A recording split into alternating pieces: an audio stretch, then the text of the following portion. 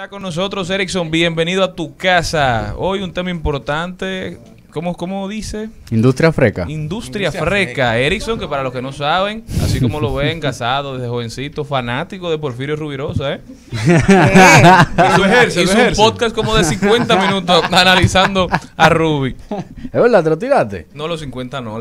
Pero por lo menos claro, una parte muy interesante. Ramón. ¿Desde qué minuto es que la plataforma te contabilizan como que se oyó el podcast? No, de una vez te tira como el average, como más o menos el del total, cuánto te están escuchando. Okay. Nuestro podcast lo escuchan un 75%.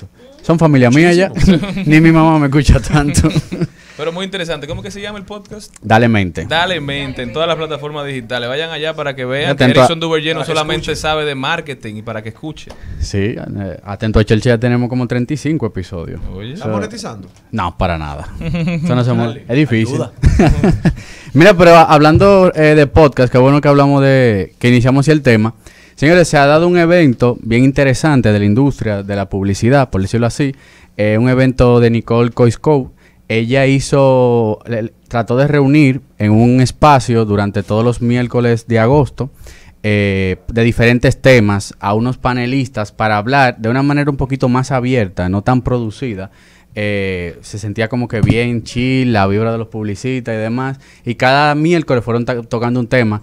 Yo estuve ayer participando, hubiese querido ir a todos los otros miércoles. Y ayer estuve escuchando el panel que tenían sobre el tema del podcast. O sea, estaba Rubén Rodríguez, el director de Óyete Eso, el colectivo que tiene Lenguas Calvas, todos los podcasts así como que bien trendy.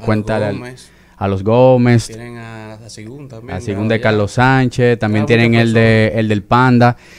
También estaba Laura Castellano, la de Gente Brava. Dura. Estaba Ricardo Espaillat, el director de los 40 en República Dominicana. Sí, bueno. Sí, muy bueno.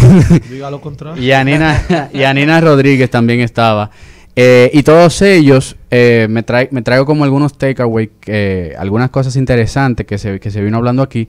Y lo que más me llamó la atención, y por eso le dije a Malena de hablar sobre el tema, es que este tipo de eventos lo necesita la industria. Porque esto es una industria que va demasiado rápido. Entonces, por más que tú quieras, por ejemplo, en tema de podcast, si tú quieres estar actualizado, si tú no logras tener el contacto con estas personas de diferentes perspectivas, se te hace muy difícil llevarle el tracking. Porque no es quizá como el tema del derecho. El derecho tú lo estudiaste de un punto y para que se vaya actualizando tiene como sus periodos. Entonces, cosas que me llevo, por ejemplo, Rubén Rodríguez estaba hablando de cómo ellos tuvieron que hacer, que para muchos es un poco escandaloso, el contenido de Lenguas Calvas, el contenido de los Gómez. Con el protagonista que tenía Lenguas Calvas. Sí, que también que ha tenido su tema. No, pero él salió muchísimo antes. No, porque Cristian es una estrella, Cristian Álvarez es un tremendo tipo. Que no se demuestre lo contrario. Pero hay algo interesante que él dice y es cierto. Antes de que salieran este tipo de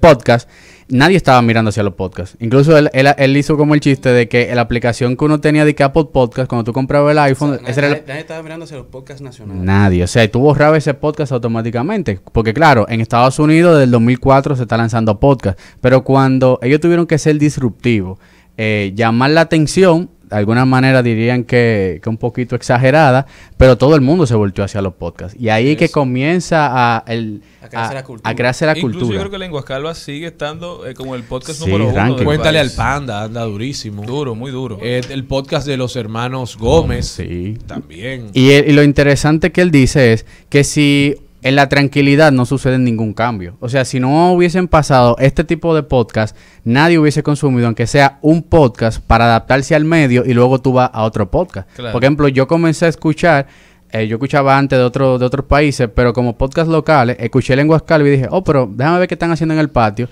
Y como lo que más me gusta el tema del deporte, me fui para Marcante. Pero si no hubiese pisado en el de Lenguas Calvas, quizás no hubiera tenido el hábito de seguir escuchando podcasts. Y son raros los podcasts, porque tú te encuentras con personas que se vuelven muy famosos para una pequeña comunidad, o para una no tan pequeña comunidad, famoso, en otro caso. Por ejemplo, los dos, la pareja que hace Marcante, Humberto y Luis de León. Y Luis son personas que el que oye Marcante es fanático fiel. Marcantista. O sea, exactamente. Igual que Lenguas Calvas en su momento no. O sea, Cristian y no, ellos llenaron varios lugares haciendo el podcast en vivo. Ahí está Full Metal Jabra. O sea, son pequeñas comunidades y no tan pequeñas. Gente brava. Pesado. Que hay gente que vive al margen totalmente de eso, pero hay otro grupo de personas que son fanáticos fieles. Eso era lo que estaban tocando y eso fue lo que como que más me llamó la atención de lo que estuvieron hablando.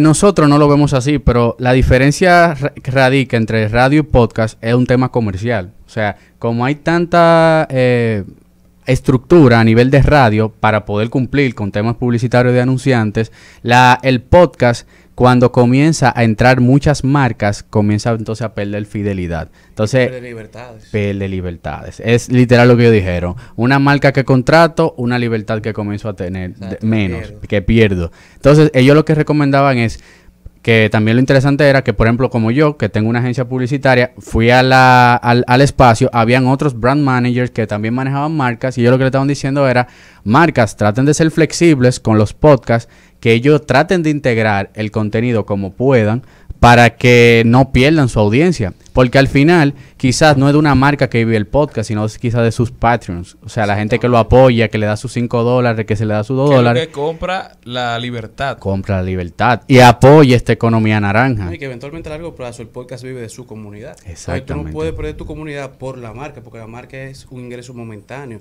Pero a largo plazo, mientras más comunidad tú creas, más ingresos tú vas a generar. Exacto. La comunidad te va a seguir por el contenido que tú creas. Ellos hicieron muchísimo enfoque en eso, de que el que entra al podcast y ya realmente tiene una audiencia, que no se enfoque tanto en el tema de monetizar a toda costa, a corto plazo, ni que se desespere con el tema del intercambio, quizá de una marca que te va a anunciar, pero te va a dar un intercambio. Entonces va a bajar también el nivel de... O sea, tiene que también tener cierto nivel porque después la marca si dice, mira, si en mi mindset está que lo que tú cobras son $200, es muy difícil después tú llevas una marca a cobrar $1,000, ¿me entiendes? Entonces nosotros como colectivo debemos que ya realmente eso tú lo tienes como un ingreso, tratar de darle cierto valor a tu proyecto, porque una vez que pierde el valor tu proyecto ya es muy difícil volver a retomarlo. Y yo creo que lo interesante de los podcasts es lo fácil que se hace la medición. Sí. Por lo menos para ustedes, las agencias digitales o las agencias de colocación de publicidad. O sea, en la radio a veces se complica tú hacer la medición de tu audiencia. Pero con un podcast tú sabes cuánta gente te está oyendo en cada plataforma, cuánta gente compartió, tú lo sabes tan pronto sale. Y así tú lo puedes presentar, se lo puedes presentar a las marcas. Así Por es. eso, todo el que esté interesado en hacer podcast, en hacer contenido de esa calidad, yo creo que debe hacerlo, debe dar el paso. Hay muchísimas agencias. ¿Cuáles tú recomiendas, por ejemplo, de los estudios que están habilitados? Yo he escuchado de La Cabina, se están haciendo muchos podcasts allá, el mismo estudio de Óyete Esto. Y, o sea, se han dado varios estudios. Para cerrar, quisiera mencionar algo que dijo Ricardo España, que fue algo interesante, que una chica del público le dijo, mire, yo que soy un don nadie, ¿cómo yo entro a la radio? Y él fue muy sincero, y eso es lo que se trata de este tipo de conversatorio. Y le dijo como que realmente es difícil, hay pocas plazas, y que de repente si tú mandas un currículum, no es que... Si no te conoce nadie allá adentro, es difícil hacerlo. Entonces le decía que el mejor medio ahora mismo es las redes sociales. Agrégale valor a tu persona, date a destacar en las redes sociales, que tú vas a llamar la atención de cualquier programa. Y justamente la moderadora, que creo que se llama Paola Rodríguez, era una persona que había pasado lo mismo y que Ricardo España la había llamado por el tema de las redes sociales. Entonces fíjate cómo en el mismo entorno... Ricardo ha hecho de los 40 un espacio para talento emergente. Paloma Rodríguez, disculpen. Apoyo. O sea, Ricardo tiene ahí al Panda, tiene muchísima gente. Ahora el productor quiere trabajar. Después que el programa se acabe, ahora yo me voy a exceder y que haga lo que le entienda. Muchísimas gracias, mi gente, por haber estado con nosotros. Erickson Duvergé. @Erickson Duvergé en todas las redes sociales. Hay que andar rápido ya. Continuamos.